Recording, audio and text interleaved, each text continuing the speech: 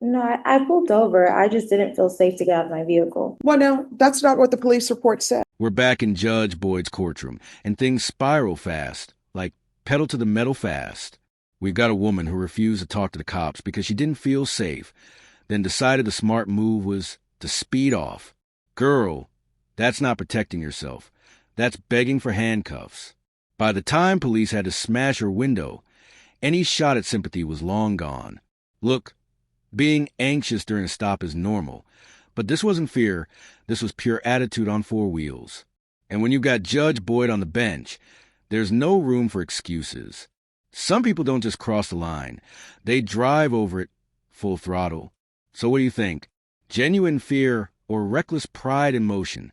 Let's find out. Who's here on Mia Ray Hermio Herrera? Present, Your Honor. Thank you.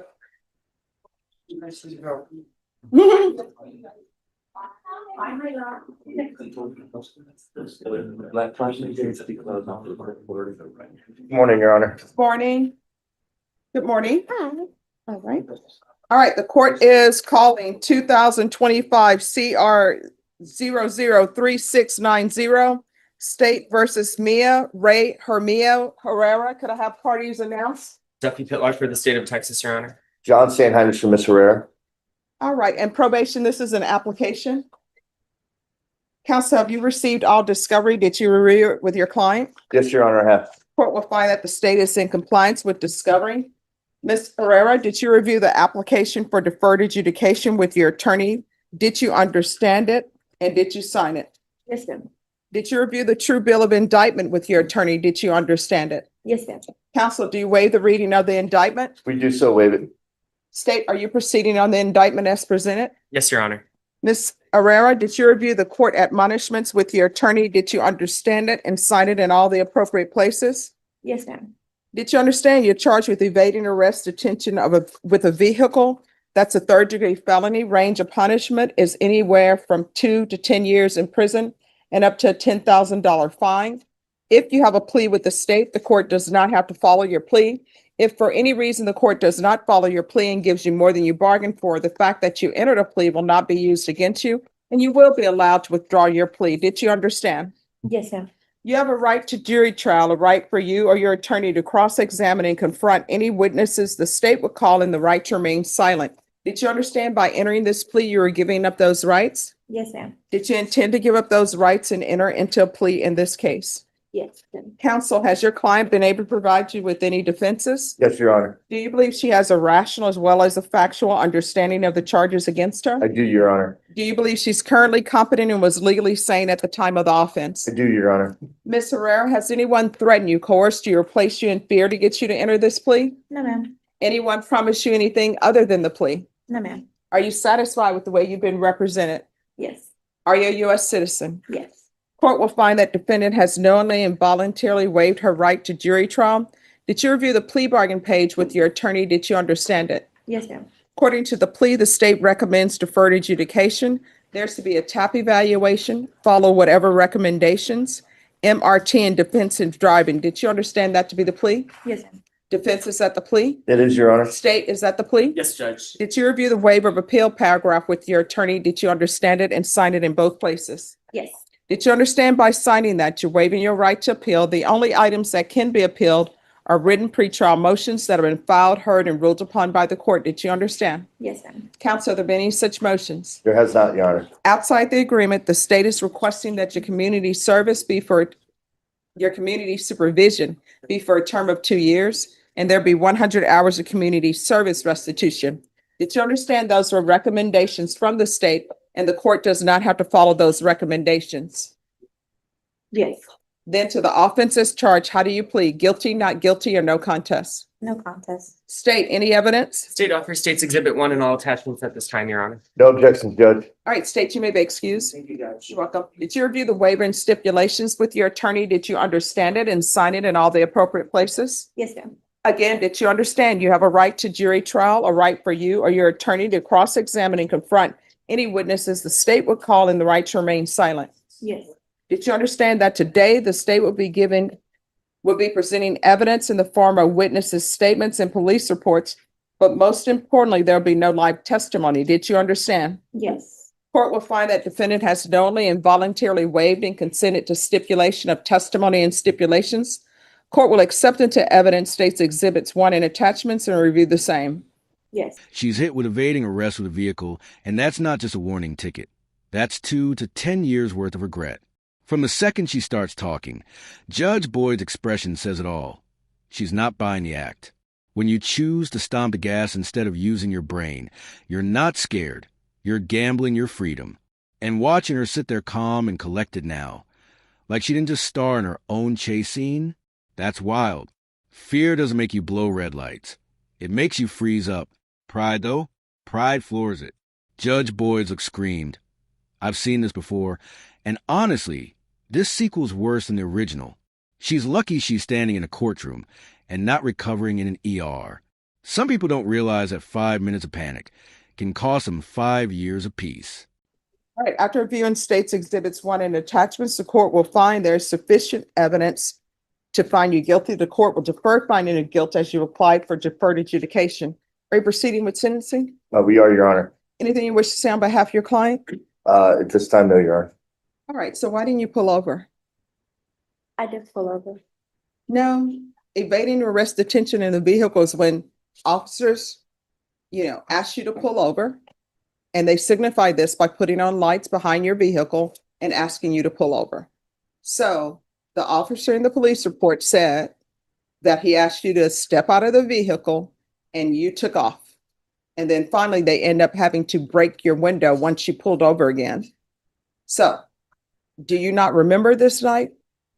No, I pulled over. I just didn't feel safe to get out of my vehicle. Well, no, that's not what the police report says. Have you read the police report? Yes. What it says is, they do the normal, he's driving, he approached your vehicle and gave you the reason for why he was stopping you, asked for your information. You gave him your phone and I copied down our information. I then asked her for insurance. While your window was rolled down, he says there was a very strong odor of marijuana. I told AP I had to return to my vehicle and that I would be back. He contacted his supervisor. And then he gave you more instructions. You refused to follow his instructions. You rolled up your window. He said, hey, I'm going to add more charges. You need to exit the vehicle. You refused and you drove away. I immediately contacted dispatch and informed them of the situation. I returned to my vehicle and started following AP with my emergency red and blue overhead lights and siren on. You continue to travel, and he actually puts in here every street that you pass. And then you finally pull over, and he asks you to step out. You didn't. And then he had to draw his weapon. You still wouldn't step out of the vehicle. And he told you, I'm going to have to break this window to get you out of the vehicle. You said, nope, not getting out of my vehicle. And then he ends up having to break your window. So I don't understand what you mean you were not evading. I mean, if you feel as though you're not evading and you want a jury trial, you're welcome to have a jury trial. I'm content with where we're at as far as So why didn't the officer had pulled you over. He wanted your license, your insurance. Why didn't you remain there, give him all the information? What was going on with you? Were you using drugs? Were you intoxicated? What was going on? I'm trying to figure out so I can set appropriate conditions for your probation. I didn't feel comfortable or safe with the officer. I understand that me driving away was not the best decision. It wasn't the correct decision. And I understand if there's ever a point that I don't feel safe around an officer, that's not the approach to take. I truly just did not feel safe with that officer. All right, and if you're drug tested today, what are the results going to be? And you're going to get drug tested today. I haven't smoked within the past 2 weeks, so it's going to be positive, I'm assuming, because I don't know how long it takes to get out of your system. So the officer was right when he said he smelled marijuana in your vehicle. Now the next thing, do you have any children? No, ma'am. Are you employed? Yes, ma'am. What do you do? I'm a server Where? at Omiya. It's a sushi restaurant. Oh, and your sushi. Do you make any of the sushi or you just serve? I serve. Okay. All right. This is what the court is going to do. The court is going to sentence you to 2 years deferred adjudication, regular reporting by Zoom or in person. There's going to be regular random UAs. Let them know that they need to test for levels. After today, there's to be no driving until you present a valid driver's license and insurance to probation. There's going to be field visits 1 time per month for 3 months. Proof of employment within 30 days, no employment as a home health care provider or with minors. There's to be no unsupervised contact with minors. There's to be 100 hours of community service restitution. How far did you go in school? High school? All right, what are you Diploma. planning on, what are you planning on doing with the rest of your life? What's your dream job? A flight attendant. All right, so there's 100 hours of community service restitution. If you become a flight attendant, your community service hours will be deemed satisfied. So you need to start making plans on how you can do that. Thank My you. understanding is you sometimes get free travel. I have a question. Yes, I've applied to be a flight attendant with this current situation going on. I guess I know I probably should do my own research on it, but is Yes. this something that, like, after the deferred probation happens? well, what I can tell you is this is on your record. You need to discuss with your attorney, perhaps about non-disclosures or whether or not it can be removed from your record, expungements, okay? Okay. Probation, is there anything else? Is there anything else you need from the court to be successful? And just so I understand, the 100 hours, if I become a flight attendant, I don't do them, or I still Yes. have to do them? No, if you complete that, you're off to the friendly skies. So, That's much So, better, Judge. Otherwise, you can do the 100 hours. They usually will put you in the sun picking up paper. is the 100 hour, or do I have like the 2 years to figure out to become a flight attendant? Is that what- Yes. Okay. All right, is there anything else? Just one last thing, Your Honor. In discussions with the state is not going to, I just want to place it on the record, the state is not going to oppose an early termination application if we should so apply. All right. Thank you, Thank Your you. Honor. All right, did you review the trial court certification of defendant's rights to appeal with your attorney? Did you understand it and sign it? Yes. Because this is a plea bargain agreement, because I followed your plea bargain agreement, and because you waived your right to appeal, you do not have the court's permission to appeal. Thank you for dressing appropriately for court. If there is some issues you have, or you're confused about anything, let your probation officer know. If you feel as though they're not addressing it, you can always come back to the court. Okay. Am I able to give them the car insurance and the ID today? You'll speak to probation and they will let you know. Okay. All right, thank Thank you. you. Your Honor, Thank thank you. you so much. I appreciate you. All I right, appreciate you. Have a good one. You as well, Judge. All righty. Then comes the best part. She looks Judge Boyd straight in the eye and says she did pull over. I swear, even the air in the room went silent. Judge Boyd shut that down fast, reminding her they literally had to break her window to stop her. The delusion is unreal.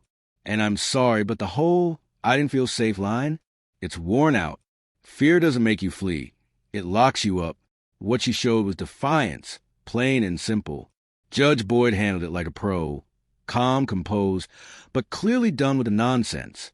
Honestly, if this woman was a passenger on a plane, she'd probably jump out mid-flight just because she didn't trust the pilot. At this point, she hasn't learned a thing, and that's the real tragedy. So what do you think, guys? Was this fear, pride, or just someone running from reality? Thanks for watching. See you in the next one.